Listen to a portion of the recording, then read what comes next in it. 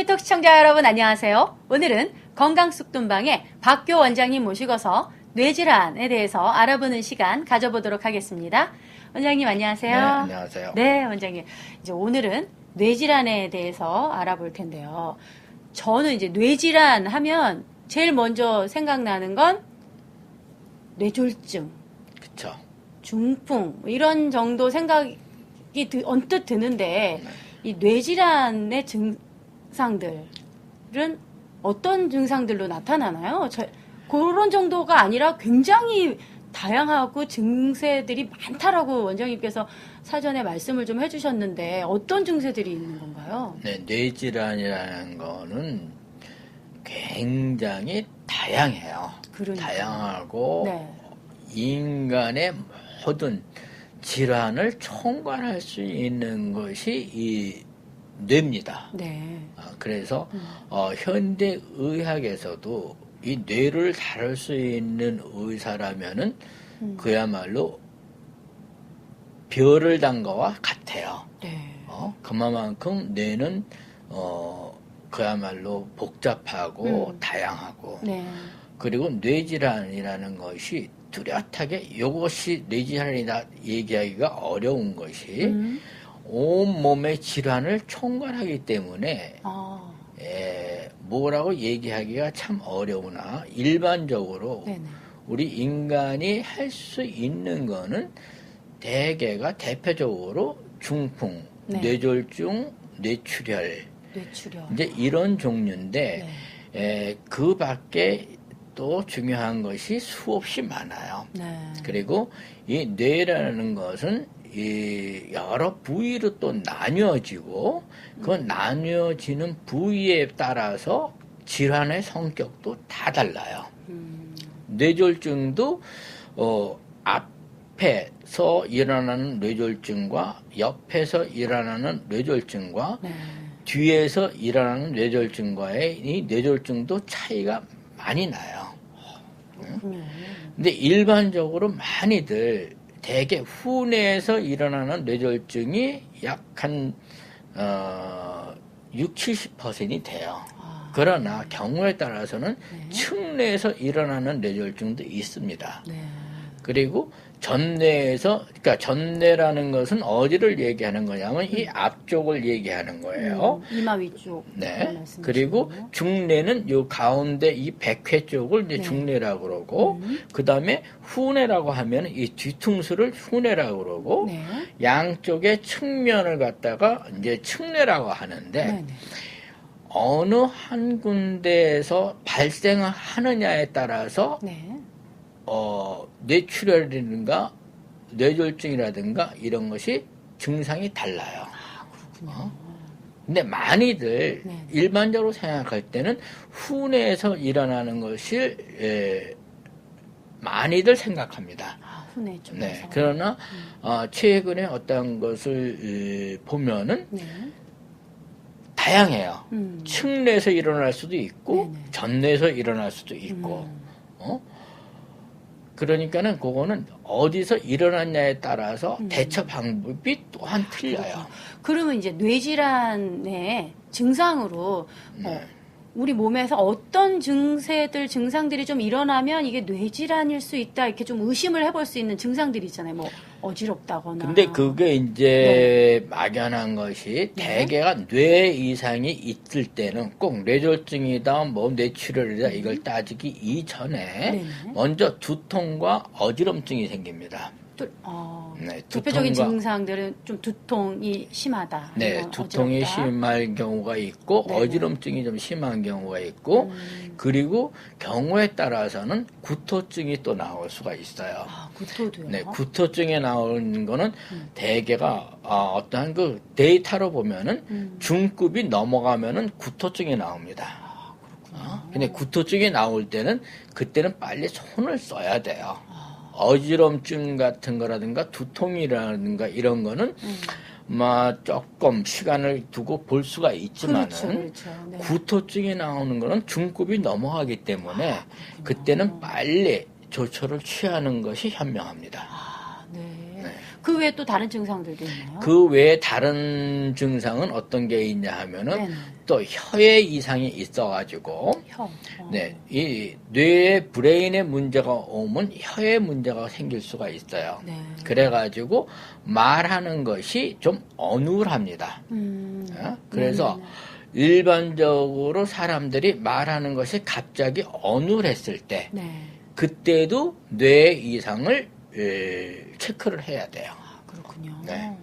이 뇌에는 13가지 이상의 신경이 작용을 하는데 거기서는 이 혀의 신경도 한 몫을 하고 또 귀 속의 신경도 한몫을 하는 것이 뇌신경의 일부분이에요. 네. 그리고 이제 시신경, 눈의 눈요. 신경, 네. 이것도 뇌의 신경의 일부분입니다. 그리고 이제 3차 신경이라고 해서 또 있고, 하여튼 이 뇌에는 여러 가지 그 신경이 복합적으로 움직이기 때문에 네. 어떠한 신경에 문제가 왔느냐에 따라서도 또 틀려요. 그래도 지금 말씀 들어보면 그래 뇌와 가까운 얼굴, 머리 부분의 증세들이 좀 많네요. 입도 많죠. 그렇고 네. 귀, 눈, 시신경도 그렇고. 그리고 네네. 이 얼굴의 모든 부위가 네. 뇌하고는 가장 밀접하고 가까이 있기 때문에 네네. 이 얼굴 쪽에 이상이 왔을 때 눈, 코, 귀, 입, 음흠. 목까지 네. 예? 거기는 이상이 오면은 뇌하고 직접 연관이 됩니다. 그리고 가장 직접적으로 연관이 되는 거는 심장 또한 뇌하고 직접 연관이 돼요. 심장하고요. 네. 왜 그러냐? 심장에서 혀를 네. 올려주는 것이 뇌로 올려줍니다.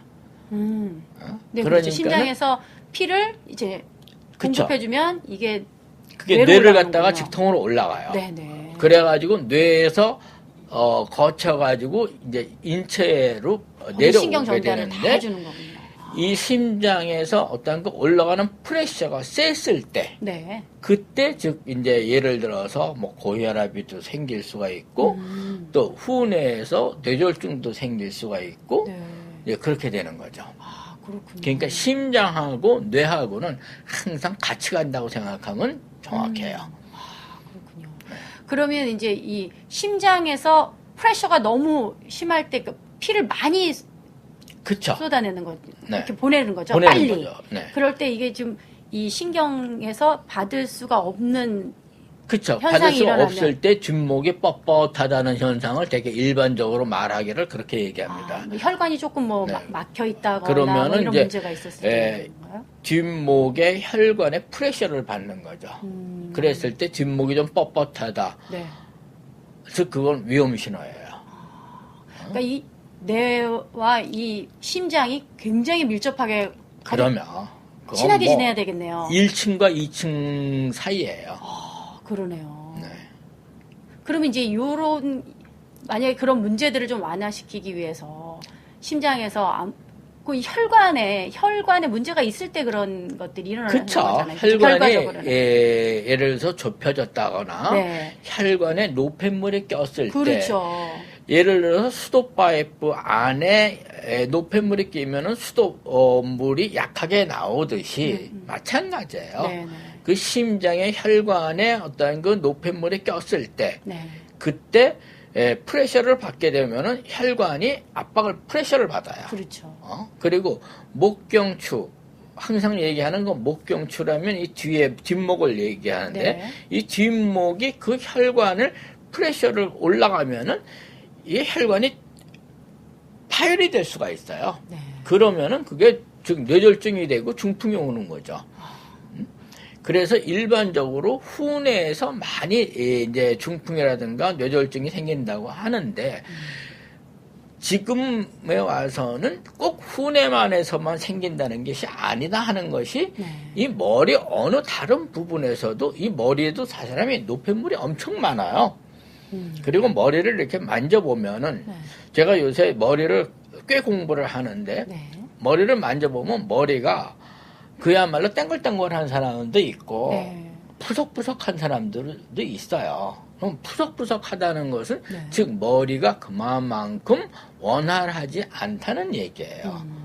그래갖고 머리에 두피가 이 골하고 딱 붙어서 있을 때는 땡글땡글한데 네.